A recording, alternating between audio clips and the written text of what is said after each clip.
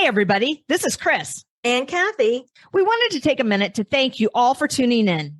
We appreciate every listener and are grateful for this platform. Please help us share our vision by subscribing to our show through your favorite streaming app. Follow us on Facebook, Instagram, TikTok, and YouTube at PetAbility Podcast. Check out our ever-growing list of affiliates and sponsors. Simply go to the show notes for information and links. Proceeds from purchases help to support our show. Thanks for listening. We hope you enjoy the show.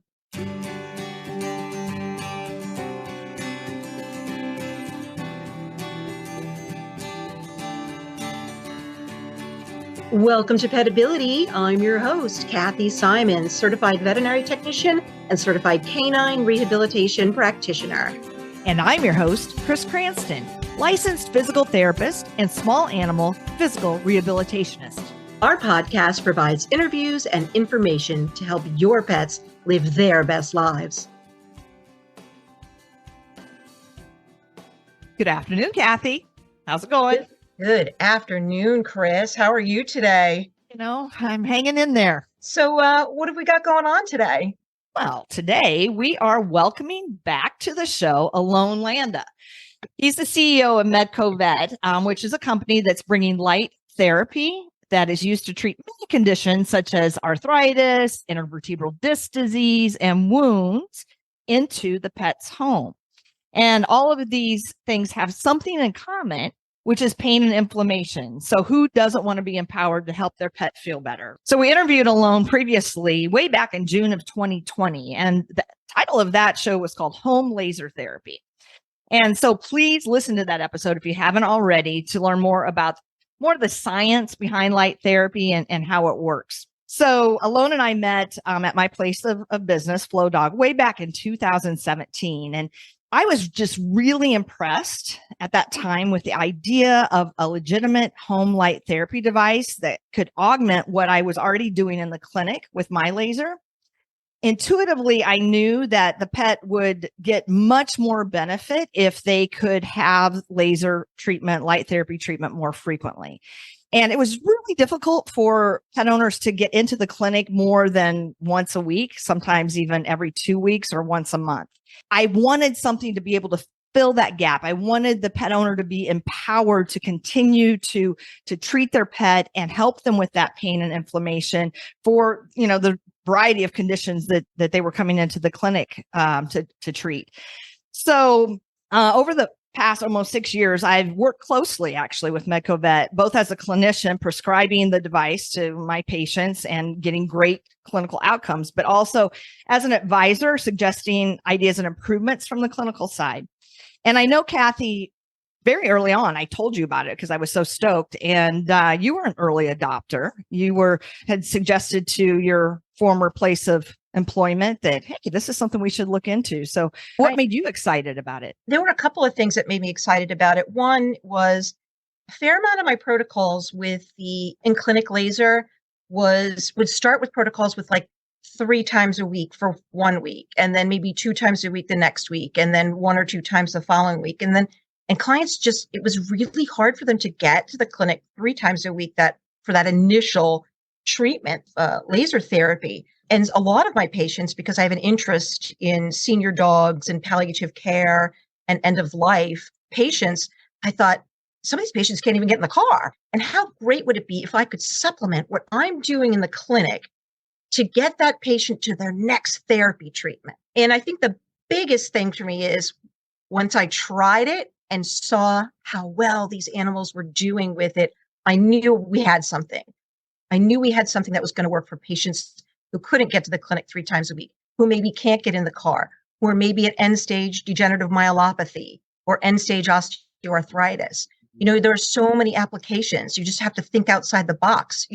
Some of my patients who are post extractions for dentistries, you just, send it home with them, when they go, send it home with them for treatment. So it just applied to so many things. And I got such great outcomes with these patients.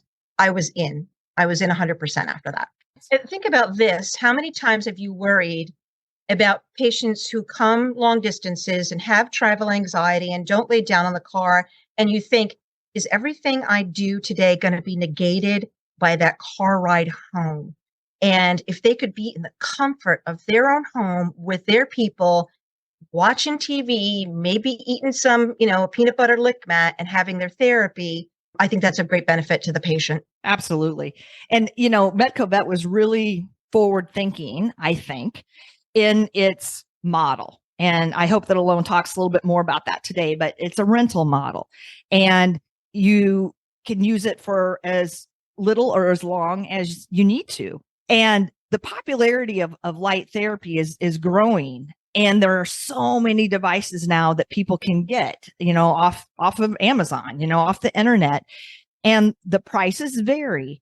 But, I always kind of say, you kind of get what you pay for, right? The biggest take home point I want to make today is, how do we determine as pet owners what is a legitimate, effective device? What are the things that you should look for? And Alon is going to answer those questions today, as well as, how did they solve those challenges? How did they meet the specifications that are recommended by the science and so forth?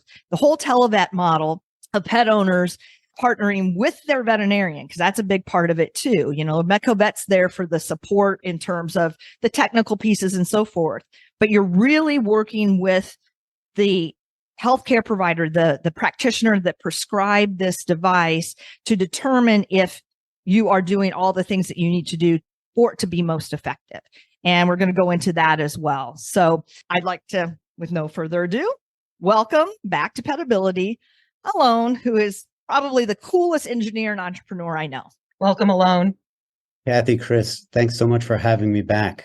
I've been listening to all the PetAbility podcasts, and it's really nice to see you after I was on, I don't know, about 3 years ago, get better guests, answer tougher questions, and really kind of like support the pet owners who are trying to do everything they possibly can for their pets. So I'm really glad that I said something good enough, I don't know, 2 or 3 years ago that made you think you guys should have me back. I'll also say you've kind of stolen a lot of my thunder, because you both have explained what MedcoVet is pretty well. So I'll just say it a little differently, which is, we saw at MedcoVet an opportunity because there were pets getting treatment inside the clinic who were benefiting tremendously from laser therapy. But there were also a lot of pets that weren't. And the main reasons were, it's just really tough to be compliant to get into the clinic multiple times a week. So what we decided to do was try and create a model where the pet owner is empowered. The pet owner can treat at home. And in doing so, they need support to make sure they're treating properly and doing the right thing. So we created not just a device that enables the pet owner to treat safely at home, but we created a way for the clinic to support the pet owner to make sure that they're getting great outcomes. And I'm happy to answer any questions, because my goal is to make sure that pet owners really understand how they can use light therapy to improve their patient's health. Is the MedcoVet Luma, as far as you know, the only home therapy device that is monitored by the clinician and have the app where owners can view their protocols and connect with their doctor or their clinician, whoever's prescribed it? So you're actually touching on a really important point, which is, yes, we are the only one, to my knowledge, that really, we call it extending the clinic into the home. Remember, before MedcoVet, treatment happened in the clinic, and the person doing the treatment was an expert, was a clinician. They understood the patient. They understood what was going on with the patient. They understood laser therapy. Now we solve the convenience problem and the empowerment problem, where the pet owner can do it. But the pet owner is kind of taking on the role of a trained expert. And it's a little bit tough. Well, while the pet owner will never do surgery, there still is technique and compliance and knowledge that still lives with the vet. And so what we've tried to do is create a platform so that it's easy for the pet owner and for the clinic to partner and make sure the pet owner is treating regularly, treating the correct location, monitoring the patient's progress, reporting back to the clinic so that treatment can be modified as needed. It's putting healing in the hands of the owner. And how empowering does that feel? Yeah, it's really interesting to see how helpless sometimes pet owners feel when they see their pet in pain, and how few, and they sometimes have a barrier, which is they just can't go into the clinic all the time. And sometimes what they have to do is take it upon themselves to figure out the best treatment, going on Amazon, trying to find supplements. We've solved this problem slightly differently. We've created a device that meets all the international standards, but we've put it in a form so that the clinic can still support them. And that's really, and once they have that empowerment, you can actually see it in the outcomes. So, I said in the intro that we really want to delve into things like, how does a pet owner, quote, shop for a device? What kinds of things should they be looking for? Can you help take some of the mystery out of this? So I thought about this question a lot. And we also get this question a lot from the clinics that we work with, which is they say, hey, we offered MedcoVet to a pet owner and they found a device on Amazon. Sometimes that even sounds very similar to our device. And they say, why is the device on Amazon $80 or $100 or $300? What's the difference? And it's always tough to answer. And let me explain why. When you talk about MedcoVet versus another device, there's really two things to look at. One is the device itself. If you look at MedcoVet, the device meets the standards of the World Association of Laser Therapy. This is a group that put together protocols that guarantee very, very high results for common conditions. They've thought about treatment times, treatment locations. And so the first thing you must know is whether the device complies with those standards. The second thing is it's really tough to start looking at devices and start comparing the specs, because you get into things like wavelengths, nanometers, joules, all these different parameters, which makes it really hard to compare apples to apples. What I thought we should do is I offer anybody who's listening to this podcast the opportunity to email MedcoVet, and we'll actually give you an assessment of the device's parameters. If you send us a link to the device, we'll give you a fair shot to explain why it's different than the MedcoVet device. You've done that for me before when I've had clients who have bought something off of Amazon and compared them to their specs and what the device can actually do or accomplish. And I'll tell you that almost 100% of the time, they end up switching because they're not getting the results that they want. And I'll give you an example. And this was something I had to think outside the box for. I have this patient who's a bird, and he's crippling osteoarthritis of his feet. And his dad went on the internet and bought a device off of Amazon. He went and found the cheapest one, and there were 0 results. Now, I switched him to MedcoVet Luma, and within about a 10-day time frame, he was significantly better. And maybe that doesn't sound that dramatic because you're like, well, it's a bird, but birds have 2 feet. They stand all the time, even when they're sleeping. So to have osteoarthritis that crippling in your feet is a really big problem. And I saw results very quickly with MedcoVet Luma and my friend Ozzy. So, Cathy, let me tell you why I think that is. It's actually surprising. One, I think our device is pretty good, and I'm proud of it. But the second reason is because you exist. We work with clinicians to figure out the right protocol. That's why we're not just buying a device on Amazon and trying to read the pamphlet and figure out how to use it. I think the difference between good and bad outcomes sometimes is having an expert assess the patient and figure out the right protocol. I don't know if we would have gotten similar results if we didn't have you. So I'm really thankful for that. Not only the right protocol, but oftentimes what I'm really guiding my clients toward is the right area. If they were to buy a device off the internet and they know their pet is in pain, but where do they point that device? They may think it's a front leg when it's really a back leg, or they may think it's the knee when it's really the hip. And so knowing where to treat, I think, is a huge factor as well. Chris, you're going to have to back me up on this. How many times have I told you that pressure, meaning placing the device and putting a little bit of pressure, makes a difference? You've heard me mention that at least 10 times since we. I was going to say 1,000, but yeah. Yeah, I think it's close to 1,000, but that's about right. What sometimes concerns me about the information provided on Amazon is that they show videos of the pet owner just moving the light even a few inches away from the fur and just moving the light back and forth across the fur. Using that technique, somewhere between 90 and 95% of the light never makes it to the target tissue. And The challenge there is you've bought a device and they haven't even told you how to use it properly. And I've actually sat with Chris in sessions where she's showing somebody how to use it, and she makes that point. That's the difference maker. For the MedcoVet Luma, the depth of penetration really is dependent on being able to have that pressure against the skin. Is that correct?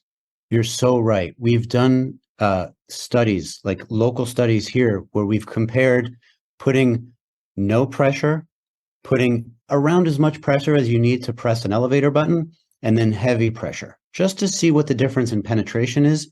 The difference between no and the acceptable amount of pressure is about 3 or 4 times the penetration depth. And then when you start to put real pressure on it, it gets to about 10 times. That's how much contact and pressure make a difference.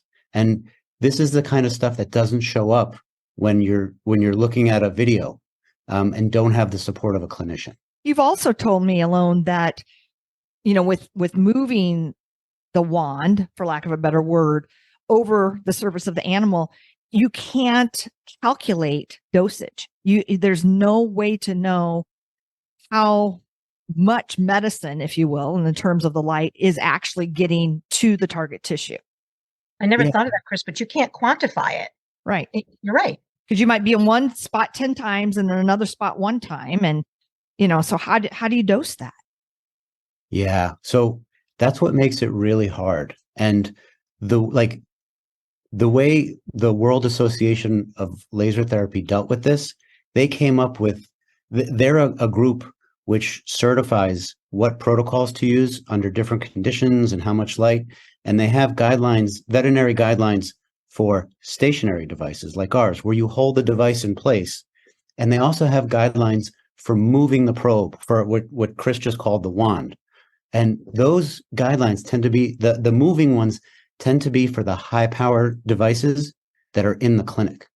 And the surprising thing is you would think that a high powered device would get treatment times down 10 times shorter, 20 times shorter, because they're moving around and because they have to dose such a big area because they're not sure of the dosage. The treatment times are not that much different between a stationary device and the high powered ones that are used in the clinic. It's really kind of understanding the science about, light has to go somewhere. Does it get absorbed by the fur? Does it get absorbed by the tissue that actually has the inflammation? Only in really understanding the science can you get to a really good device. And you kept saying the high power device in the clinic. There's a reason why we don't have high power devices at home. And that's part of the safety issue. Could be dangerous in a pet owner's hand. It's like, well, why can't we have a high power device? So there's many reasons. Because it could be very dangerous. You could burn an animal, you could hurt yourself. And right. I think that's one of the things I'd like to touch on too, Alon, like the safety of the Luma. I use it on just about all of my patients, cats, dogs, and I also see chickens, ducks, birds, rabbits, guinea pigs, right? And I've used them all safely. And so can we talk a little bit about the safety of the unit? I will talk about safety in about 10 seconds. The one thing I want to say is when you create a case, because of all these animals, I can't wait to see what kind of case you create. There's always going to be something cool when a Cathy Simon's case comes into the system. And it's always something fun. It makes it very exciting. It applies to so many animals. And that's what's exciting to me about it is it's safe. I feel comfortable because I can monitor it. And so I can use it for the smaller guys like the guinea pigs and the rabbits and the birds. So I will say that I love the rabbits. I love the birds. I learned about something called bumblefoot, which I didn't know what it was. But my favorite animal to treat of all time was we got to treat a tiger, which was so cool. They had to take it to a zoo and anesthetize it. And they actually used the Luma to treat arthritis, like inflammatory arthritis in a tiger. So that is way cool. But I do want to address your safety concerns. I want to talk about 2 kinds of safety. Like when you think about safety, the first thing you want to think about is the damage that the device could possibly do to your skin and your eyes. Like if you ever thought about taking a high-powered light and shining it in your eyes, it really hurts. And that's because your eye is reacting to a lot of light into the eye itself, and the eye has a blink reflex, and you have a turn away reflex. So the first thing you should consider when buying a device and think about safety is you really want to see what the class of the device is, where a class 1 device you can use without goggles. It's safe enough that your natural blink reflex can keep you safe without problems. The next class up is called a class 3 device. And class 3 means you can use it at home, but you need goggles because there are aspects of that device which could hurt your eyes.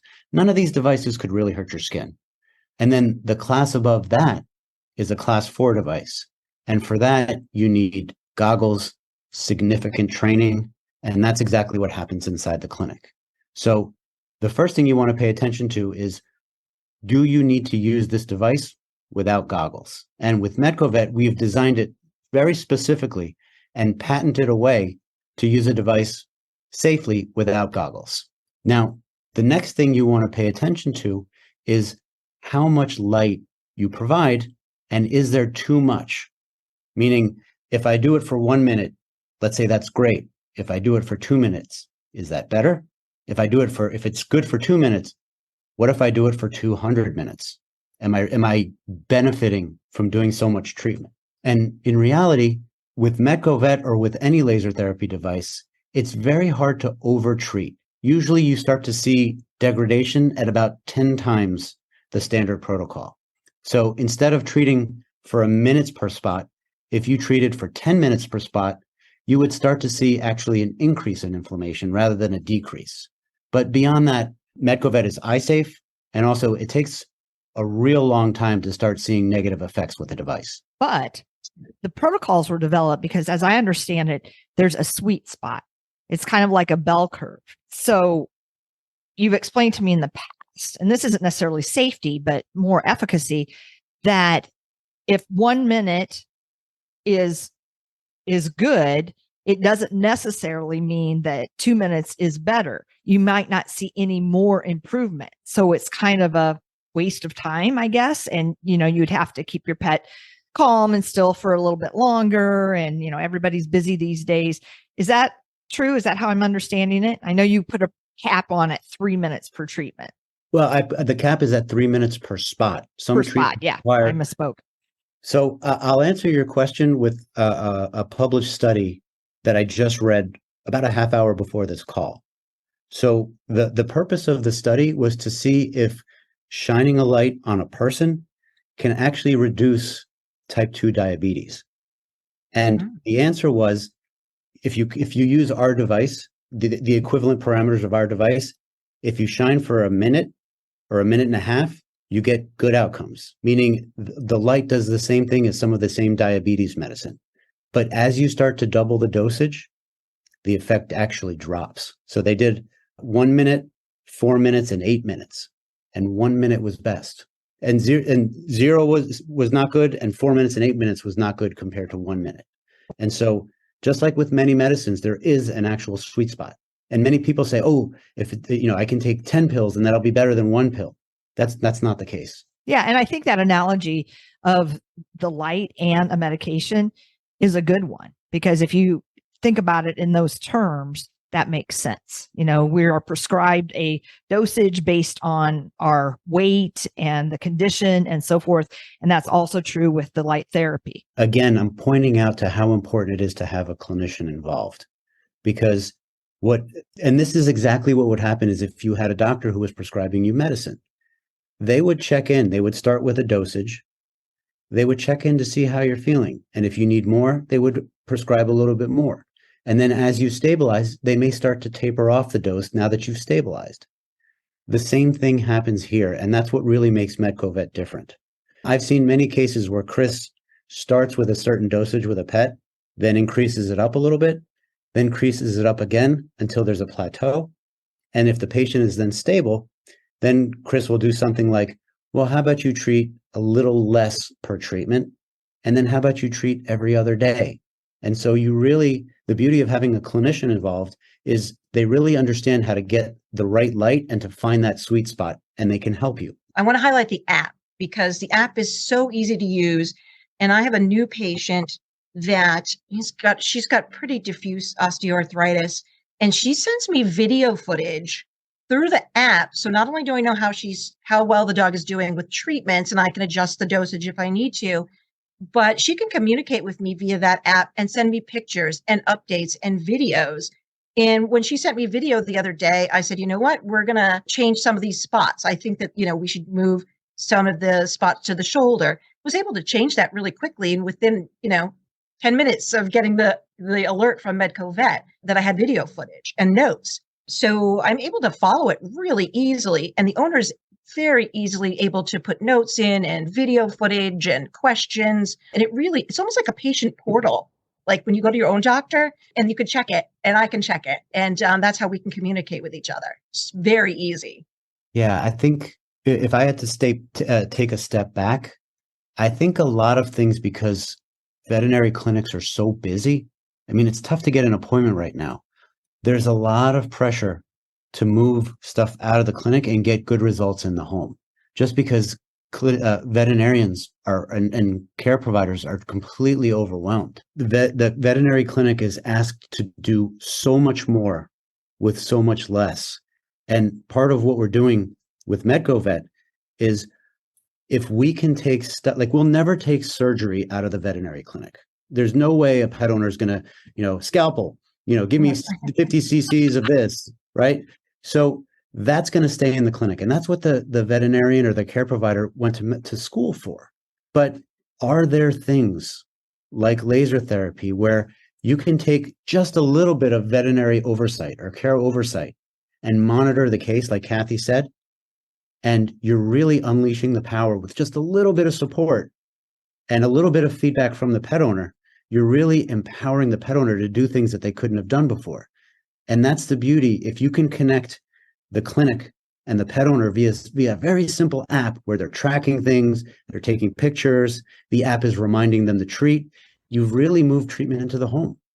And the veterinarian is freed up to do other things because they're so overwhelmed. It's actually a great model. We've partnered with the pet parent. And I've always said that if you want better outcomes with any case in veterinary medicine, you need to make that owner a part of the process, a part of the healing. They need to be on the team, and you will get better outcomes. I hear from pet owners all the time feeling helpless, meaning we go into the doctor, some stuff is done. The doctor is doing their best, but the pet owner feels helpless. They see their pet in pain and they want to help.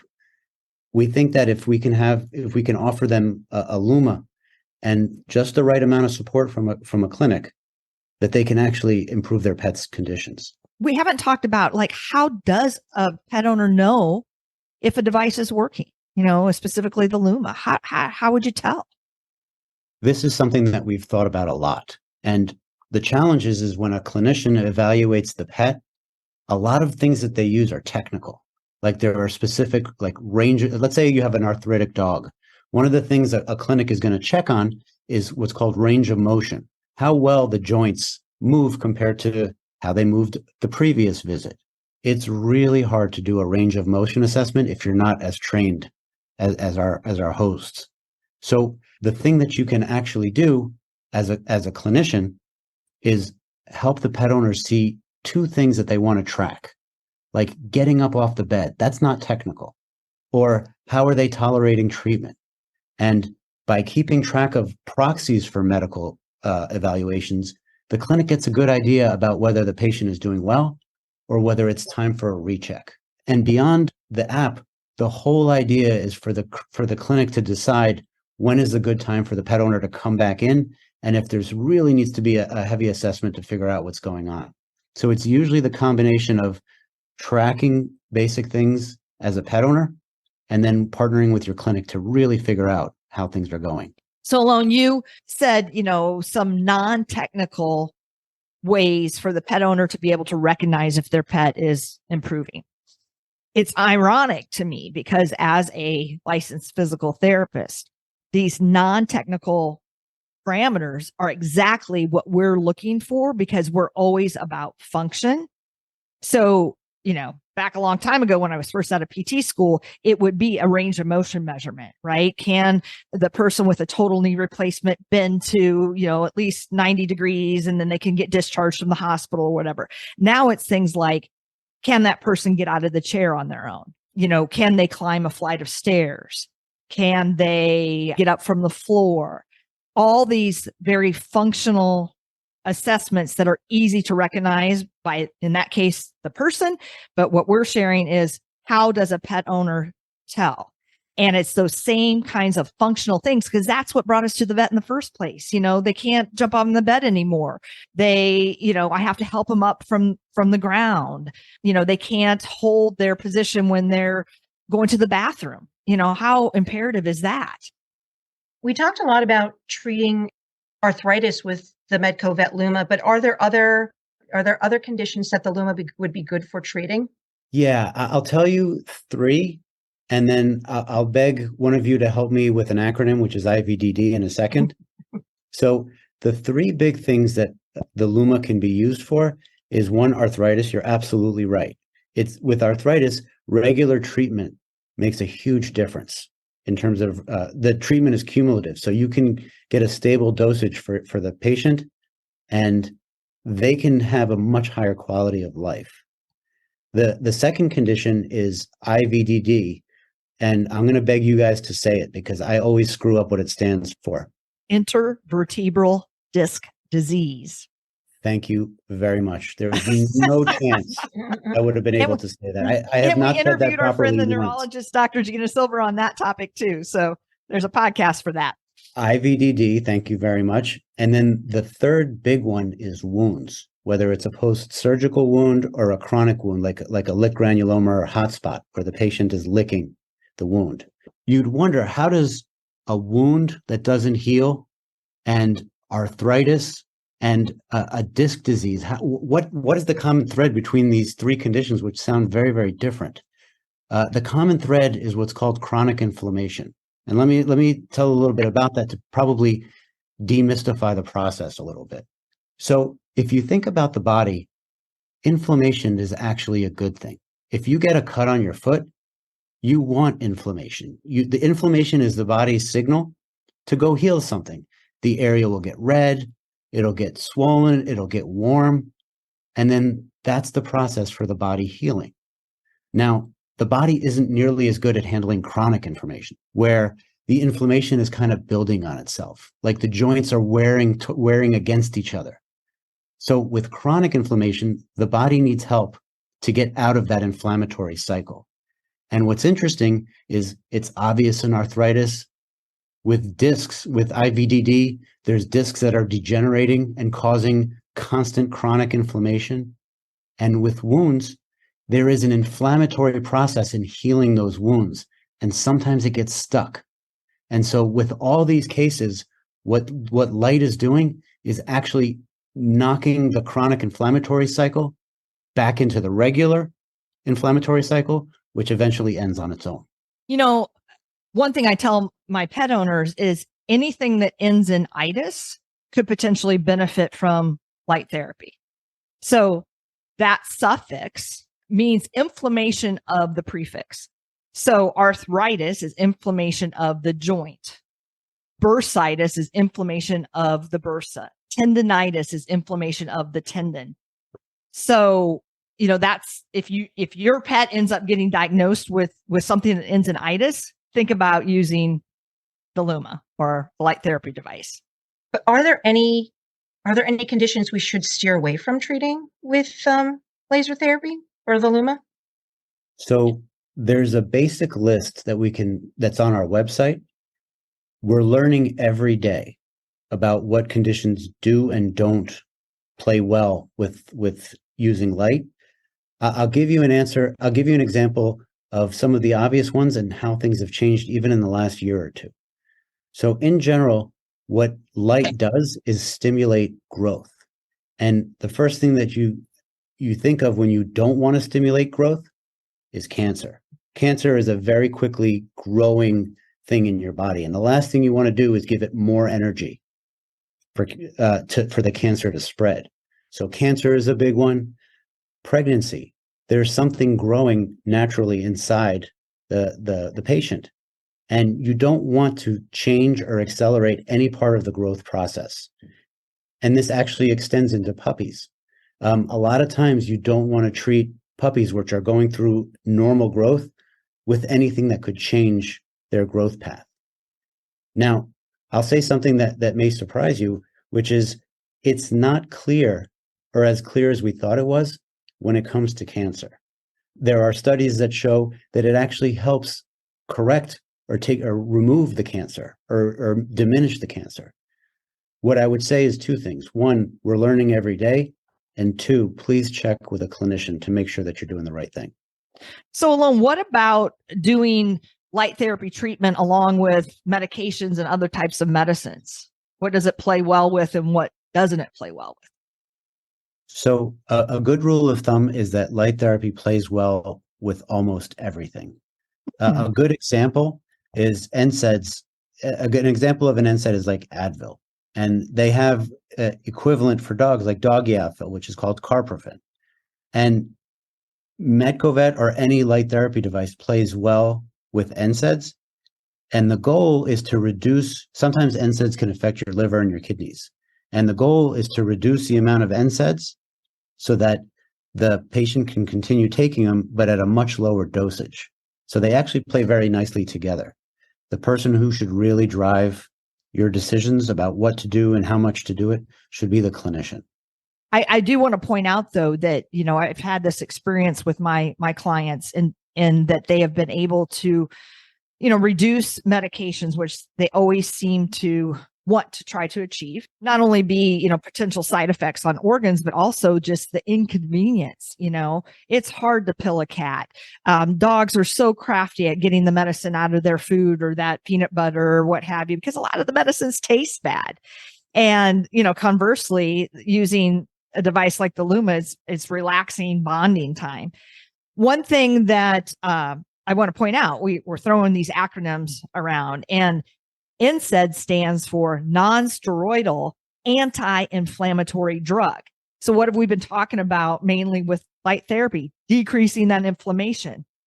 So if you can do it with something that has no side effects or a medication that potentially can cause side effects, I would choose the one with no side effects. I love the fact that the MedcoVet Luma gives us the possibility or the potential for dropping or maybe even completely removing non-steroidal anti-inflammatory drugs. Now, they have their place, don't get me wrong. We need non-steroidal anti-inflammatory drugs, but a lot of patients that are on it long-term, I'll see changes in their blood work because those types of medications can be hard on your kidney and your liver. And if you're looking at a delicate patient or a senior patient, those are really things you need to take into consideration and follow. So the fact that we have something that gives us an opportunity to treat a patient and potentially drop them off their medication is great. What about the other end of the spectrum, Cathy, where it's a young dog? Right. They're a year and a half and they've been diagnosed with hip dysplasia. That dog has a whole lifetime ahead of them. Can we try something like the Luma first before just autopilot throwing them on an NSAID that they're going to have to take over and over and over again? Maybe by putting this tool in the pet owner's hands, they can stave off the need for that drug for years. Makes me think of a patient that I had not that long ago, and this dog was end-stage degenerative myelopathy, and his parents were doing, they were doing everything they could to keep him active and keep him pain-free and so forth. But he was on a lot of medication, and it started to become problematic for him as far as his liver was going. And so you're like, well, what do we do? What are our options? And then we worry too, because this dog was starting to get pressure sores. And I suggested the MedcoVet Luma for them. And it was really a game changer for them because this dog could not take non-steroidal anti-inflammatory drugs anymore because of the increase in his liver enzymes. And they were able to treat him daily in addition to getting him up and rolling him over every 4 hours. And what I wanted to ask you, Alon, is what is the importance here with a dog like that, or any dog or cat, with daily treatment? Why is it important to do this daily with these animals? Cathy, that's a great question. With light, the benefits from light therapy are actually cumulative, like taking medicine and achieving a certain dosage in your body. So in many cases, the more often you treat, the better it actually is for the patient. The interesting thing, though, is with light, there may come a time when you can start to taper off treatment. Meaning, if you're treating daily, there are two options that the clinic has to change your protocol to make it a little bit easier on the pet owner in terms of compliance. One is they could drop the time per spot, meaning instead of treating a minute and a half per spot, they could treat a minute. And the other is to start treating not every day. And there do become cases, and like chronic arthritis cases, where with a clinician, you can say, okay, you've been doing it every day. What if you did it every other day? What if you did it for a little bit less time and you're really trying to find the sweet spot? So more treatment is definitely better, but you still want to kind of target it to the patient. Like when we were talking about before, treating 1 minute per spot versus 4 minutes per spot, you have coached me and said that more than daily typically isn't indicated. Like, because my clients ask me that often, like, they're like, well, I have the time. Should I do it 2 times a day, 3 times a day? And what do you say to that? It really depends on the condition. And let me explain why. For wounds where the treatment is superficial and there's and the light gets right to the wound, you'd rather treat less time per treatment, more times per day. So I'll give you an example. With a wound, I would treat 30 seconds as opposed to a minute and a half or 2 minutes. And I would treat twice daily. With arthritis, I would treat only once daily, just because the location is deeper and you want to put more light deeper into the tissue. How do you address using the MedcoVet Luma for open wounds? I mean, we've talked about being able to push that device up against the skin, but in some cases with these wounds, we're not able to do that. How do you address that? Good question, Cathy. So before I dive into the part about the wound, I want to tell you what we have that's part of normal treatment that's specific to our device, and then what we have to add on to it for wounds. So normally, when you treat an arthritic condition or IVDD, the front of the device looks like a comb with light coming out of it. And we patented this because that comb actually delivers the light from the device through the fur, so the light isn't lost in the fur, directly to the target tissue. Now, addressing your question, with wounds, the target tissue is a lot higher up, a lot closer to the skin, where if you're trying to get an arthritic joint, it's a little bit deeper. So with wounds, what we did is we created a little plastic cone that goes over that comb and allows you to place the device on the patient where the pressure from the device is around the wound rather than on the wound itself. The spacer also creates a little bit of space, so in case there's yuck coming out of the wound, that the device itself is not touching what's coming out of the wound. One of the things I just loved about the Luma when I first saw the design was this patented comb. So it's a circular shape, but it's a number of teeth. And the laser light, the light therapy actually comes through those teeth. And then when you just work it very gently down through the fur to the skin, then again, you're getting the proper dosage. It's going where it needs to go. It's not being scattered or absorbed by the fur. I just thought, wow, this is amazing.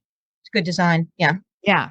But, again, with one of the big three being a wound, you obviously wouldn't want to put those teeth on the wound for a couple of reasons. One, it could be uncomfortable, but two, you want to keep that clean. And in terms of the device itself, you say, well, just take an alcohol swab and clean it off. But if it's a wound with exudate, that would be tougher, to get it clean between the teeth and so forth. So the spacer works brilliantly and it's easy. You just pop it on, pop it off. So one thing we haven't talked about in terms of the specifications with the Luma that is you actually have 2 wavelengths of light in the device. Tell us why there's actually 2 wavelengths. What were you trying to address there? So when we designed our device, we wanted to look at the clinical studies with light to determine what the best parameters are. We wanted to see what research was done in the field. And we also wanted to talk to experts. Now, what we learned was, first of all, there's about 7,000 papers on light therapy, whether it's lasers or LEDs or all kinds of things. And what we tried to do is distill down what device parameters we think could help a pet owner treat at home. And we learned two things. One, if you're going to treat a wound, the best kind of light is red light, like you can see with your eyes, like a light that is just red. Now, for treating deeper stuff, like arthritic joints or the disc in IVDD, you need to penetrate more deeply than red light. And so we looked at the research, and almost all the research pointed to using infrared light. Now, infrared light is the similar thing that comes out of your remote control to change TV stations. Like when you have a remote at home, it's probably using infrared. The difference between that and MedcoVet is the amount of infrared light that we're using is much, much, much higher than a remote control. And as a result, we can actually penetrate into the tissue and reach the areas where there's inflammation. And many of the clinic lasers use the infrared. And if any of you folks are familiar with that, you can't see that light. So unlike the red light, which is a slightly shorter wavelength that you can see, you cannot see the infrared. And that's really what kind of makes it dangerous, because you may not be paying attention to where it's being pointed. Thus the need for goggles and that kind of thing, because you certainly wouldn't want to point that in someone's eyes. We do. You're right. It is important to realize that with infrared light, you won't see it and you won't know if you're causing damage. That's why we wanted to make the device eye safe without goggles. One of the things that I really want to drive home is that the combination of all of the things that you thought out so well at MedcoVet in designing the Luma is really important. So there are a lot of different things. How do we get the light to the skin? How hard do you press? What is the wavelength of the light? How long do you treat? Where do you point it? There's so many different things that in combination make this an effective device. If somebody is considering using light therapy for their pet, what are the main things that they need to look for in a device? So here's how I look at it. There are so many specs about wavelengths and the type of technology and the power density. I want to offer three things that they can do to determine if a device makes sense to them. First, if the device is only red light therapy, they should, unless they're treating a wound, it's probably not the right device. Like I said before, infrared penetrates more deeply and can get to the target tissue for things like arthritis. So the first thing you want to look at is if the device has only red or red and infrared. The second thing you want to look at is if they are showing the device being treated by moving the device around like a wand, that's probably a device that hasn't been designed very well, because the devices that are available online don't have the same power as those big clinical ones and need to be kept stationary. And then the last thing is, if you are considering a device, MedcoVet would benefit from learning what's being considered out there, because there's new devices that show up on Amazon all the time. So if you'd like, we can leave a link in the podcast. You can send us a note and we'll give you an assessment of the device parameters. I think I'd like to also just present it as a challenge to owners and clinicians to think outside the box about what we can use Luma laser therapy for.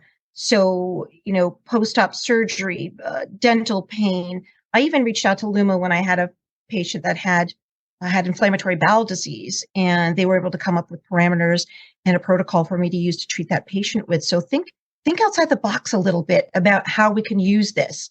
Well, and when you say post-op surgery, I think oftentimes folks are thinking of orthopedic surgeries. But I know a lot of clinicians are starting to use laser therapy, light therapy, intra or perioperatively. So even an abdominal surgery, you may have a long zipper incision, do a treatment with light to jumpstart it, but then let's send a device home with the owner and keep that wound healing. So before we leave, Alon, do you want to just kind of walk through a typical treatment and describe it for the audience out there? I want to walk you through the whole process, what the clinic does, what the pet owner does, just so you get the whole idea. Imagine somebody comes in and they have a senior dog and, they're 11 years old. They're not a puppy anymore. They're really kind of struggling to get up and down the stairs or to get in and out of the truck or something like that. So imagine that in this case, Chris is the care provider. Chris will assess the patient, make sure she understands what's causing the problem. Sometimes it's not obvious based on just limping what the actual problem is. But let's say that Chris says, this is very simple. It's very simple to diagnose that the dog has pain in the knee, like what they call the stifle. And so what Chris will do is she'll create a case where she documents the protocol because she's the expert. Let me give a simple example of what the protocol would look like. So Chris might do something like treat 3 spots around the knee, like the left side of the knee, the front part of the knee, the right side of the knee, each for about a minute. And maybe she would even start off with 30 seconds just to get the pet owner comfortable. Chris would create a case. She would put the protocol in the case. The pet owner would be asked to download the app, and Chris's protocol would be in the app. So the pet owner doesn't get embarrassed because the Chris explained where to treat and the pet owner already forgot by the time they walk to the car. So the pet owner knows to treat 1 minute, let's say 3 times around the knee every day. Now, a week could go by, 2 weeks could go by, and Chris could decide based on pet owner feedback to increase the dosage, to decrease the dosage, to decrease the frequency, meaning treat every other day or treat twice a day, depending on how the patient is responding. Because it's easy for you to check in with the pet owner and the pet owner doesn't have to physically come in, it allows you to make some decisions. You can change the dosage, or there's a point where you can say it's time for a recheck. But even that, just a little bit of connection between you and the pet owner really optimizes treatment. Chris and I love to have connection with the pet owners, and we always talk about setting the pet owner and the pet up for success. And the design of the MedcoVet Luma with the app makes the owner a part of their pet's healthcare team. And I can really hear your passion for helping animals. And if owners or clinicians are interested in the MedcoVet Luma, where can they find you? The best way to reach me or the company is to go to medcovet.com, MEDCOVET. That's the name of the company. If you want to submit a device that you want me to take a look at, if you have any questions, we're happy to help you out. Our goal is there's 50 million dog owners out there, and a good percentage of them have a pet that's in pain. We would love their pets to not be in pain. If it's with a Luma, fantastic. If it's not with a Luma, that's okay too. We just want to help. As we were listening to Alon, and like you mentioned, his passion, and you can hear it. He's genuine, and he's a really nice guy. And I think about the people, Alon, you mentioned early in the podcast, that through the 3 years that we've been doing this, we've gotten expert guests and invited people back and so forth, and really trying to up our game. But we often say that the guests that we have on, we have a personal connection with. They become our friends, whether, it's my dog's neurologist or, you in the case of this technology. And I just feel so privileged to be working in the space that I'm working. And, we all have that common goal of making pets feel better. So thank you for being my friend too. It's absolutely my pleasure. I've loved every minute of working with both of you guys. Nice. Well, thank you for being here, Alon. I appreciate it. Thanks so much for having me, and I hope round 3 happens soon. Awesome. Yes. Thank you. Take care. Thank you for joining us. We hope you enjoyed our show. Follow us on social media at PetAbility Podcast. And please check out our affiliates and sponsors. Simply go to the show notes for information and links. Thank you, and tune in next time.